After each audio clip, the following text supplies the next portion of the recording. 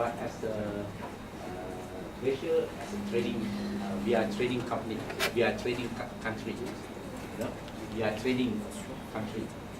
So if you don't participate, again, I'm not with the government or not, you know, I'm not, I'm just this my personal thing.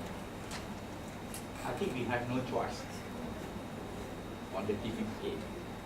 If we want to access to the market, we need to sign that agreement. If not, we'll be out from that.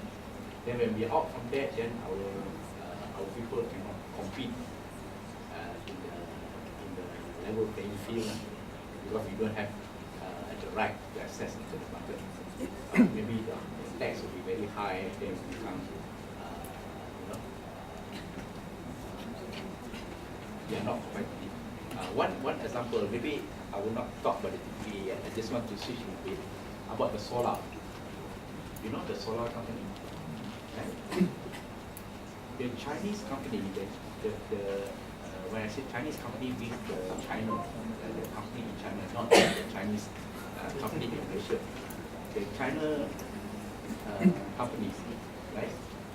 When they ship to the US market, the solar, the US government slapped with a very, very high tax, I think 30 or 40% tax, you know, for that.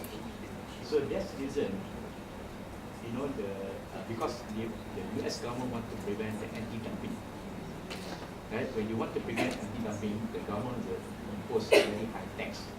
So that means when you want to come in, the cost is very, very high. Then you cannot sell because the cost is very high. If your margin is only 15% and you have to pay tax 30%, well, you want to do business already, right? Or for, right? That's why the US government. And then end up some of the China company come to Malaysia to do the solar. Right? And then some of the people are worried about the Kimco solar, the DA solar, and so on. Anyone work in the solar company? For solar. Okay. So because of that, you know, for them to participate, to do their business, they have to go to other countries, like Malaysia and so on, to do this, so that they don't do the anti-dumping. Because not all Chinese companies do the anti-dumping. There's some legitimate ones, right? But because of some few cause that problem, so the US government cannot say, oh, you I give 30%, you I give 1%, you know? So they cannot control that way. So they have to slap every day the same thing. That's why some companies do. So same thing with the TPPA also. If Malaysia don't sign under the TPPA, then our people cannot enter the market. Not say cannot enter, they can still enter, but very high barrier. Then if their margin is only 10%, if the tax is 20%, then Malaysian market is too small. So we need to access to other market. So that's it. You know, whether we like it or not, for this TPPA, everybody in the TPPA not happy. There's not one country in the TPPA are happy. If you ask Malaysian, Malaysia say not happy. You ask Singapore, Singapore say not happy. You ask Thailand, Thailand say not happy. You ask Indonesia, Indonesia say not happy. Then who's happy? US happy? They also not happy. Because you have to give something to get something. You cannot get everything one. Maybe US is a bit happier than other people. Right? Because the US market is very big. And then their purchasing power also. And then they buy on credit one. The Asian people don't buy on credit that much. We do buy on credit, but the Asian people, they are very, you know, they control their financial structure. But the US people, they don't.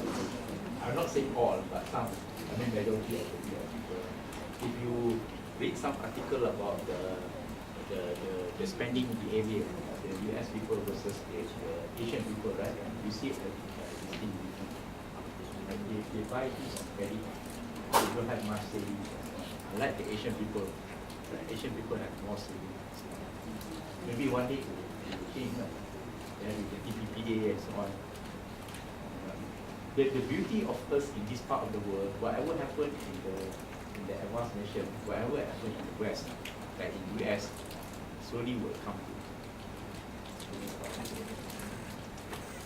So we can be prepared. Agree, right? It happened over there first, and slowly it will come. Then we just have to take measures to anticipate. For example, the plumber in US, if you have any pipes, wood and so on, right? You call a plumber. In US, you have to pay like $300 per hour. They don't go by job, and they go by the hour. Right? They come in, $300. So maybe you need to know how to do your own.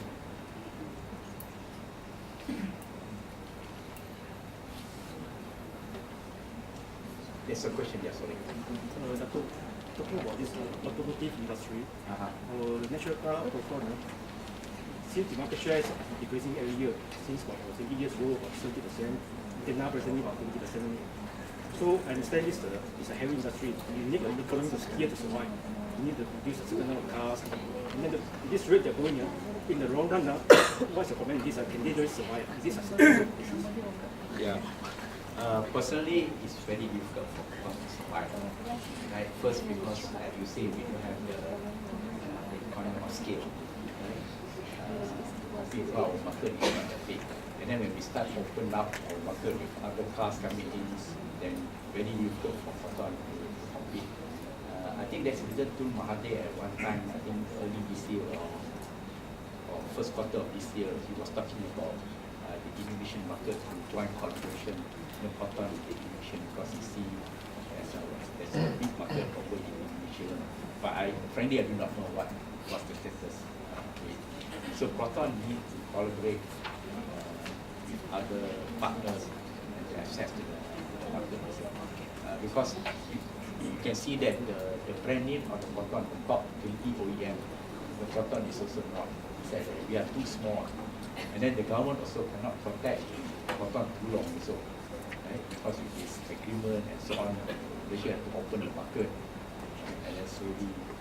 So Proton has to be competitive. And then in that sector, because Proton is not on the high-end range cars and so on, right? So in that sector, there are so many players like Toyota and so on. So to compete with Toyota, you have a scale so big. Right? So when you have the scale, then you have the market. So personally, I think it's so difficult. Maybe we should do at Thailand. Thailand is doing very well in terms of automotive, but they don't have their own cars and so on. So a lot of automotive people are inside. But they also have their own challenges like the flooding and so on. But Malaysia, we are lucky we don't have that. But since we protect our national car, that's why there's a barrier to others. So maybe the government have to revisit this strategy. But sometimes it's also difficult for the government because currently there are so many industries that depend heavily on the automotive, on the auto, the vendors and so on. So if the government decided not to protect or then what happened to this other automotive? So they also have to look into that also. So it's not that easy for the government also. Very, very difficult. Unless somebody go and buy Proton or what, like Intel go and Apple want to buy? Apple want to buy. We don't know. Sometimes the decision that we made in the past is good at that time, but things happen in future, right? So things changes. Yeah, we are not able to grow or compete and so on.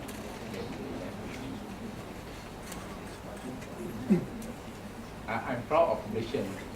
We have our own cars and so on. But unfortunately, the stage is like the models and so on, right? So other cars that come out 2 years new model or something. But we don't have the volume to come out with new models. So the model has been there for many, many years.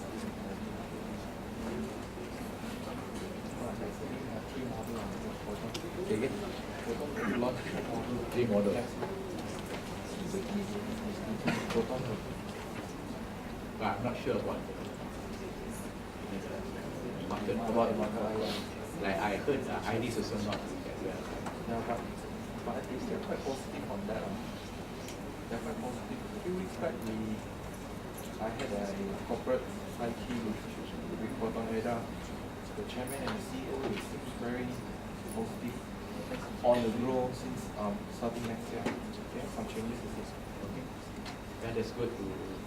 Thanks for sharing.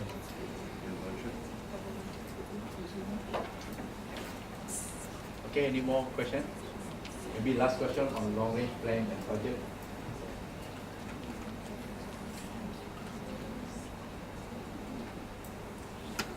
So, at large scale, like Altera, how often do you readjust the budget?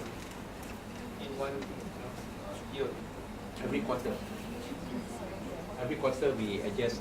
Okay, we have a yearly budget. For example, on the 2016.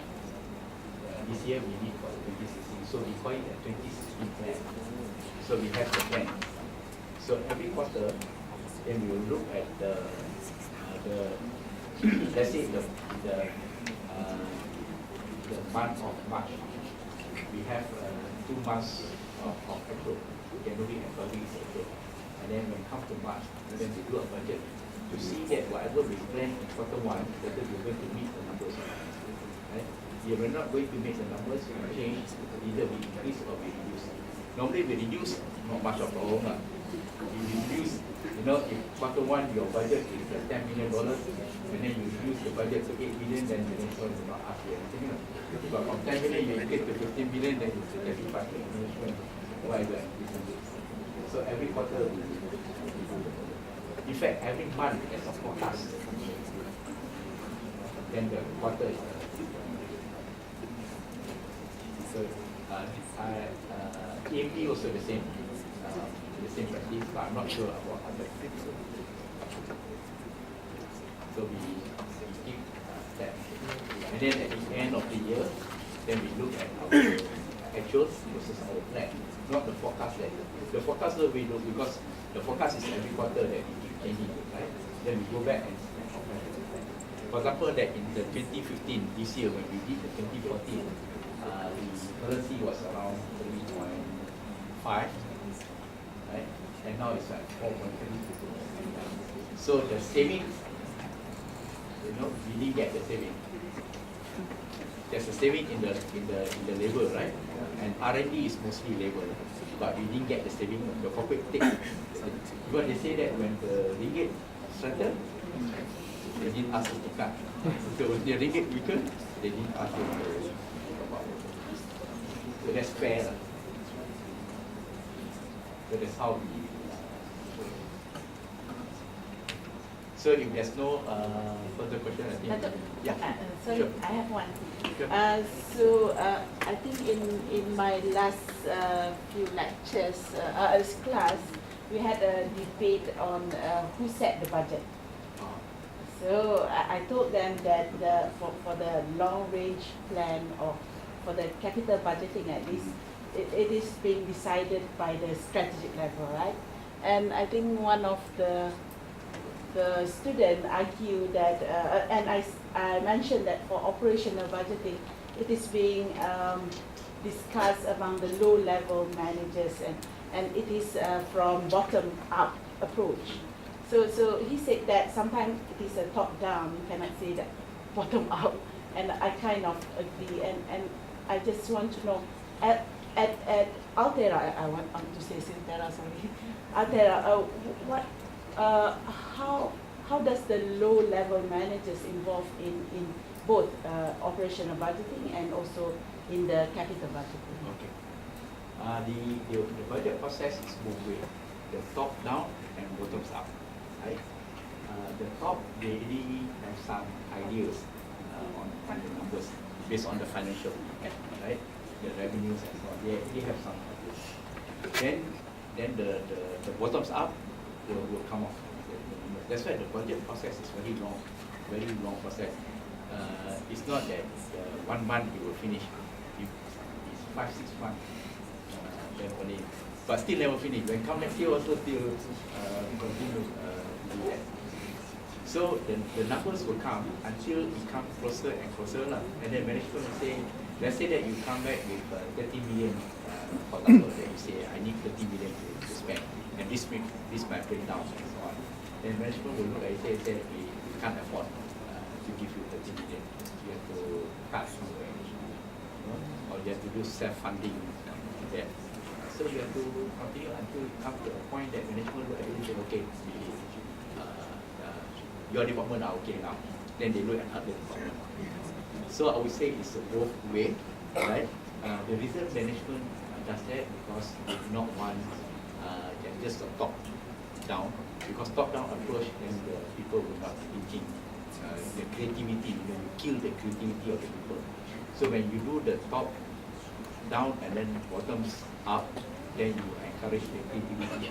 It's only that the process will be longer, right? Because you go back and forth. And then, but if you keep going top down and say that I don't care, this is the budget, then people will not try to think very hard. They say that why should I be thinking? Because whatever number I give, the management will just, will not consider it, will just impose. So the reason the management put it, and then you come back and forth, is to encourage the creativity. But the process will be a bit longer. But to me, that's very helpful. Because we do not want to have talent that don't use their creativity. Thank you. And another thing about the unit cost and standard costing, ABC and whatnot, it is being decided in that particular way as well. You involve the operational managers as well as once you have you met the top and the bottom, like you met already, we agree with it. They say okay, we freeze. They call it they freeze the number, right? We freeze the number, then finance will take it and run the computation. And then when they run the computation, they have the cost pools and so on. Then they go to the operation. They will say, okay, this is based on your budget that you agree or you put, or whether you agree or don't agree. Most of the time it's not agree, right? But then this is. And then normally the variation allowed is plus or minus 1%. Oh, Yeah, the range. Yeah, range. Plus, if the budget versus the actual is plus or minus 1%, that means you have a very good budget. But it's so difficult to get plus. Yeah, so meaning to say that the variance analysis will be done at the end of the year, not quarterly. Every quarter. Yeah, they will analyze every quarter and it's good. And then some company, because they have many sites. They have China, they have Thailand, they have India, they have many sites, and then they will compare side by side and say that this side, what is your rating? This side, what is your rating? And then the best side, they will award, for the best side. It will be used as a performance evaluation. It's a peer pressure, for you to improve. The best pressure in the world is actually a peer pressure. Your boss pressure you the most is that you say, okay, I'll go and find another job. But when you have a peer pressure, right, you want to compete, right? The peer pressure. So the best pressure is always the peer pressure. So that's why management will use side by side to compare. They will not say anything. They will not say, oh, Penang is like this. They just publish very transparently. Then you take action really, because you do not want to be left behind, right? You want to be competitive. Because you know that if you left behind for many years, or then one day when they have to shut down, right? They have to make a decision where to go, so you know the answer already. So that's it. So yeah, the multinational, the beauty of the multinational is that they have many sites to compete, and also the beauty of it, if you work in multinational, then you learn the different culture, the different laws, the different systems, and so on. So it can help you to enrich your knowledge. But again, you have to be very competitive, and also that so like in California, hours 11 o'clock at night. Yes, it's like 8, depend on whether it's daylight saving or not. Like if it's 8 o'clock in the morning, or now it's 12 o'clock midnight, 8 o'clock in the morning, then you start having conference call and so on. So that's normal for those people. And then yes, if you are on the West Coast, your headquarters is on the West Coast. In the East Coast, you are in the different. So in the US, they have a different time zone. So if you work for a local company, then you don't have to worry so much about this conference call and so on. They do have a conference call, but not in the time. So different company. So it depends on whether. But my 30 years experience in the multinational, I don't regret joining. But there's a lot of things that you can learn. It's very good. Because you equip with a lot of knowledge. And knowledge is not easy. But when you work for multinational, the knowledge is always there. Whether you go for it. And they are not easy about this. I'm not sure about the Japanese or the European because I know you for them before. But I can say about the US, they're very open to sharing knowledge and so on. Of course, you have to keep it confidential to you. But non-confidential, like this long-range planning and so on. Only the technology. So they expect you to keep.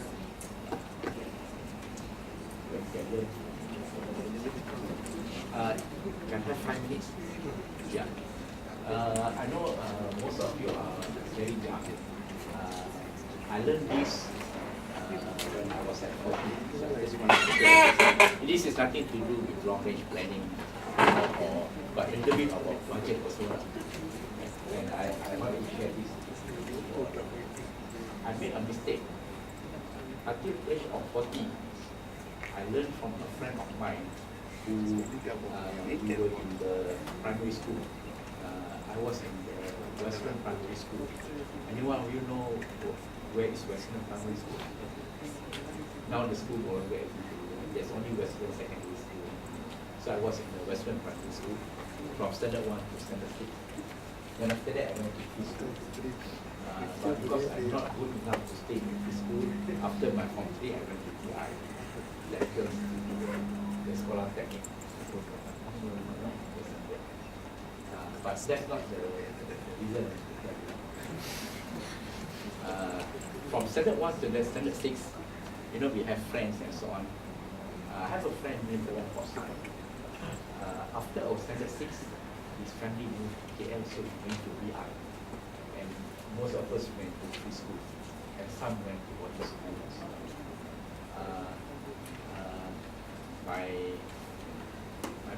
My mother did not want me to go to Malay school, so she said free school is good. So I went to school.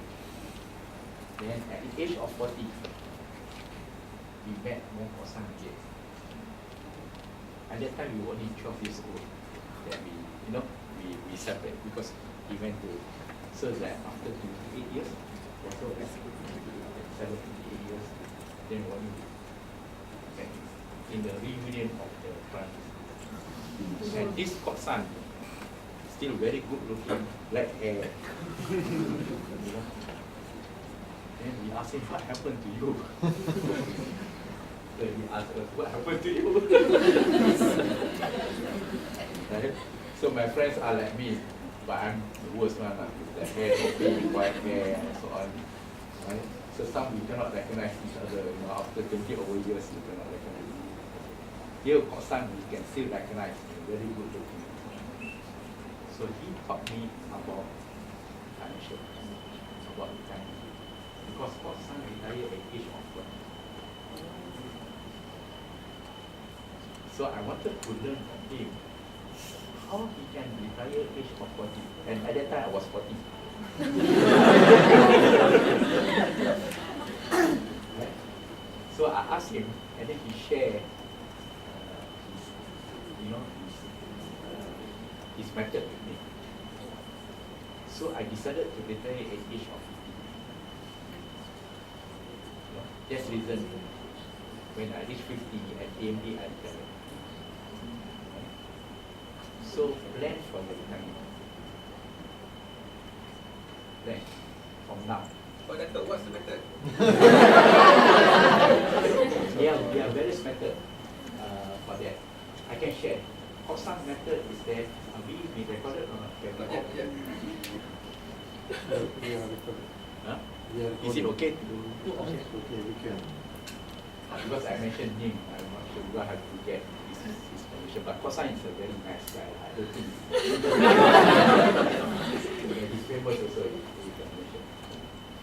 So his method is that from the age of 40, because our life expectancy is around 75, right? So he calculated for 25 years. I think he needs 20,000 ringgit a month. 20,000 ringgit. So he calculated from age of 40 until age of 75, that 25 years. So every month he needs 20,000 ringgit. So how much money he need? So when he had that enough money, he retired. That is Kosan's method. Then I asked people, those people that retired, I went to interview them. People even like Dato' Gula Samshid, who was the CEO of PSCC. You can ask him when he about to retire. I interviewed him, asking him, but I'm not going to share. I'm going to share about what, after learning from all these people, I came up with my own formula. And then when I share with other people this formula, people tend to, they say, we like this formula. My formula is very simple. Our day-to-day is based on what coming from the ATM, right? It's not from our payslip. Our payslip have more, because after deduct the EPF, deduct the income tax, deduct everything, so on, then the money will be transferred to the bank. Then whatever that we get from the ATM will be our normal month-to-month activities. Unless that we want to do some investment or what, then we will take from the savings. But mostly our planning is from our ATM. Right? So I come up with a formula. Like, let's say that maybe you help me with a calculator. Let's say that I need 1,000 ringgit per month when I retire. 1,000 ringgit. I know this is not a good number lah, but for the easy calculation. So that means I need 12,000 ringgit every year. Right? How much money if I put in a bank that give me 5% return? I need to get 12,000 ringgit a year with 5% return. So 12,000 divided by 0.05. Right? How much is it? 600. Huh? 600. 600,000. 600 per year. No. I need 12,000 ringgit a year, 5%. So what is my capital? 240,000. Right? 240,000. Okay. So I need 240,000 a year. If I need, 240,000 as my capital. If I need 10,000 a month, right, that is 2.4 million. Right? So depend how much you need, based on your ATM. If your ATM that currently you are taking is 1,000, then you just need 240,000. But if your ATM is now giving you 10,000, then you need 2.4 million. Right? Yeah. So if you have that money, that capital, then you know that you're okay already. Right? you can retire. If you have to work also, you can continue to work. But at least psychology, then you know that you're okay. And that is based on 5%, which is a very, normally you can get more than that. Like you can get 6%, 7%. So, but 5% is a very, very conservative number. So when you can achieve 5%, then you know that, okay, you are good. And do not worry. If you plan, it will take some time before you can achieve it. It's not like next year you can achieve the number. But the good thing is that you have a spreadsheet, like Excel or what, then you keep track, like year by year. Then you can see that your capital keep growing. Then when it comes to, let's say you target 50, maybe 2 or 3 years before 50, then you can see that, yeah, you're almost there, you can hit. Then you feel good. And yeah, then you just work towards that. Yeah, capital you can put into property, you can put cash, you can diversify it, some cash, some property. Right? It's better to diversify some cash. And the other thing that I learned from Dr. S.H. Wong was the Intel campaign. I never had insurance before. I never had insurance. Even at the age of 40 years, I don't have insurance. Because when you work for multinational, you are covered everything, right? You are safe, you just go and see, just spend on. Until one day when Prakash retired, then he came and talked to me about insurance. He asked me, so do you have insurance? Of what? Then when he told me about his experience, then when he retired from Intel, then he realized he doesn't have insurance. And he said, so I think you better have insurance.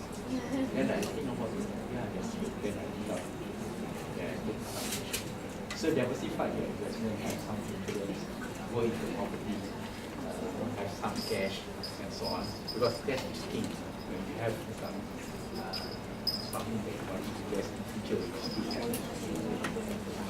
So don't put all the eggs in one basket. So plan for that. Because if you don't plan for it, then you'll be very stressed when you're about to retire, you know. So that's why my old buddy Wong Kosan, when he retired to 40, he had black hair, very good looking, no wrinkle and so on. So I just want to share, just on the ATM number that you are getting, right?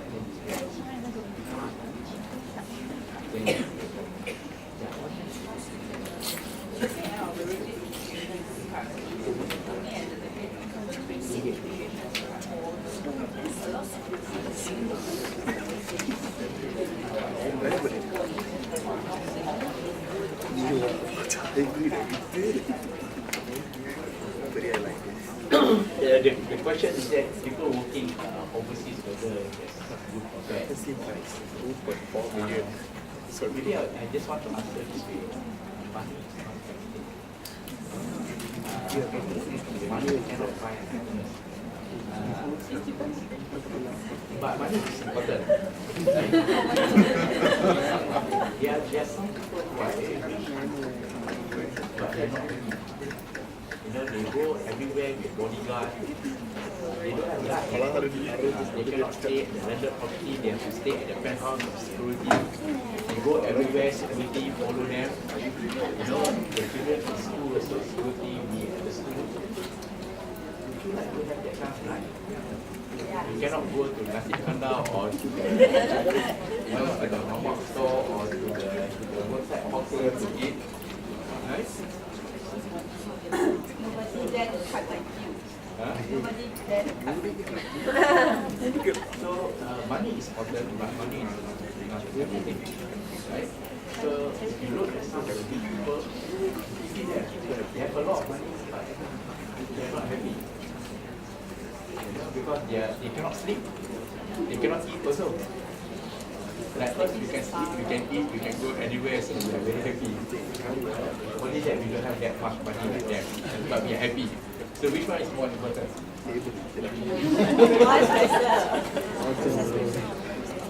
Right? The important thing is to be happy. But money is not everything, but money is important. So it depends. I can share you one example. I was raised in Singapore. I never there. My father used to work for people. And then at that quarters, there's the IT quarters, there's the internet quarters. So most of these people are laborers. And I know one person, but he passed away. And I respect him very much. He's a bit younger than my father, of course, younger than me.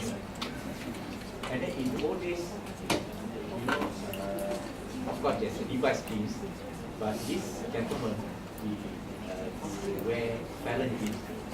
Those old days, Fallon jeans are branded. And then he wear Vendor t-shirt.